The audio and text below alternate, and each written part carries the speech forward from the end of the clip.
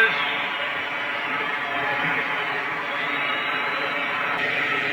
my distinguished colleagues in the Congress,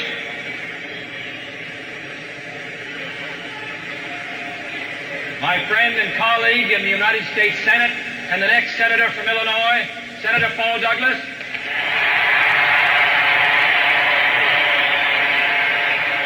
the next governor of the state of Illinois, Otto Kerner,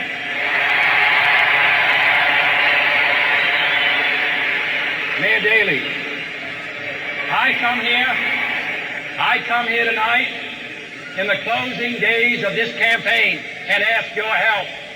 I ask you to join us.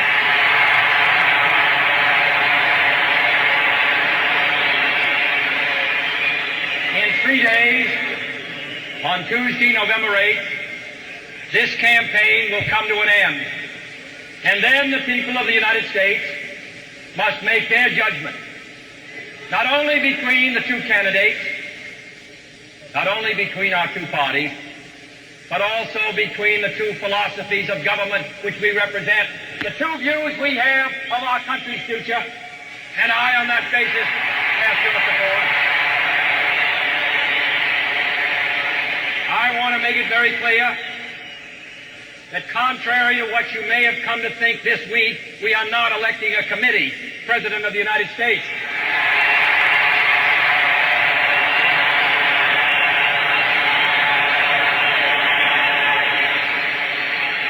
I have seen pictures in the paper of the rescue squad. Nelson Rockefeller, Thomas E. Dewey, Cabot Lodge,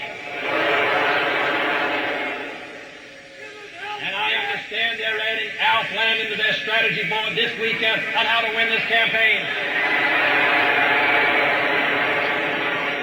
I want to make it very clear that they're not all running for the presidency. Mr. Nixon's running. He's the one the people have to decide on. You have to choose between Mr. Nixon and the Republican Party and Mr. Kennedy and the Democratic Party.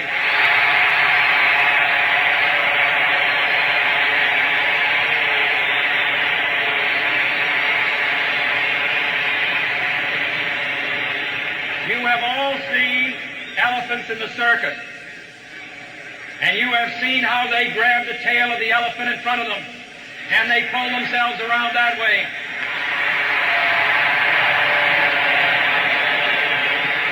Mr. Nixon grabbed that tail in 1952 and 1956, but now he's running, not President Eisenhower, Mr. Nixon.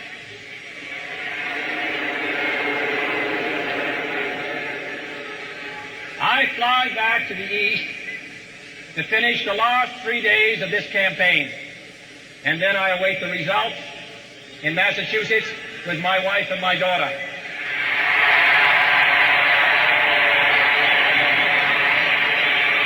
Whatever the outcome may be, I shall not forget the last few months. It has taken me to every section of the United States, and I have visited the famous ancient places of Valley Forge, Hyde Park, Warm Springs, Springfield, Illinois, and the Alamo. I have seen our nation's last frontier in Alaska, and this morning I saw our nation's first frontier in Virginia. I have seen America, and I'm proud to be an American.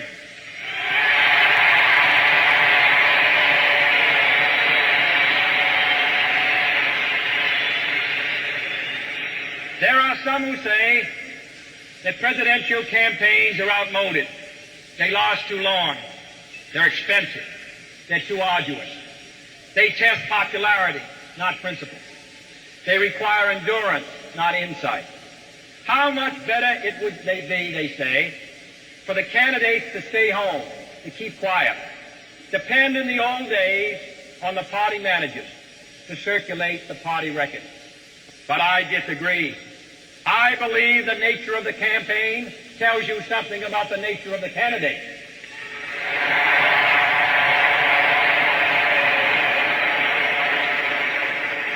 I believe that the level of daily speeches of a candidate tell you something about what kind of a president he would make.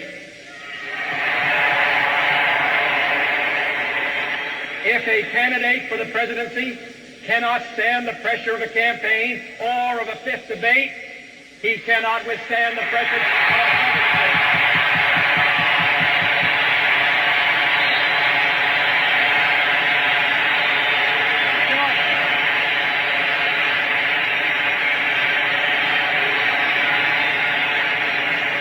If he cannot inspire confidence among the American people in the 4 months preceding election, he cannot maintain their confidence in the 4 years of office.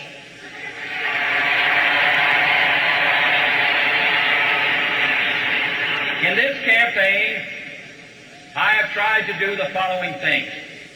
First, I have tried to tell the truth to the American people.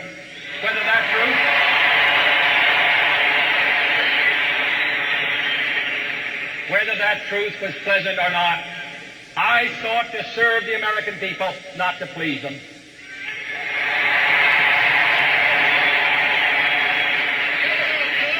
I did not reassure the voters that our prestige was at an all-time high, because that would not have been true. An anti-American riot in Tokyo and Caracas, American setbacks in the UN and in the Organization of American States, and speeches in Panama and in Havana made this clear long before the USIA polls were leaked to the press.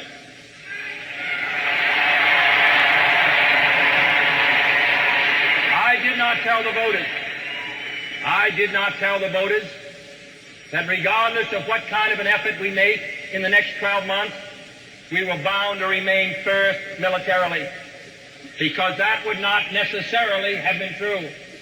We are now entering the age of the missile gap, when Russian nuclear striking power, backed up by larger, more mobile, conventional forces, may no longer necessarily convince the Russians of our capacity to survive a surprise attack and also to be able to strike back at their willingness to fight.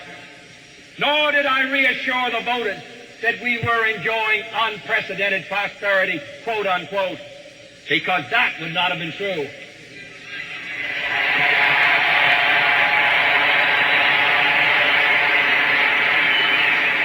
There's no point in telling the more than 5 million unemployed Americans, the 3 million Americans who work part-time, the farmer with a declining income, or the coal miner in southern Illinois, or in Kentucky or West Virginia or Pennsylvania, who's been out of work for months, that he never had it so good.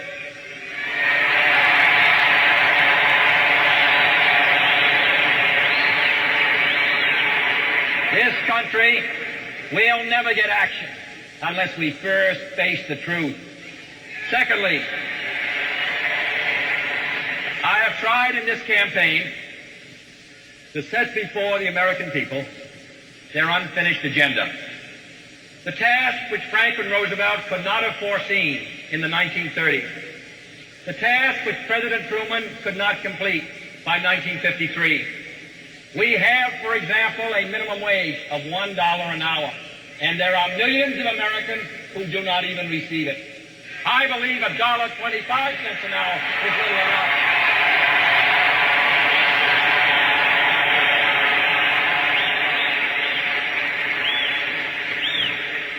We have a Social Security system, but it pays the 16 million Americans who live over the age of 65. It pays them an average Social Security check of less than $72 a month. I believe that medical care for the aged tied to Social Security must be passed by the next Congress and signed by the President.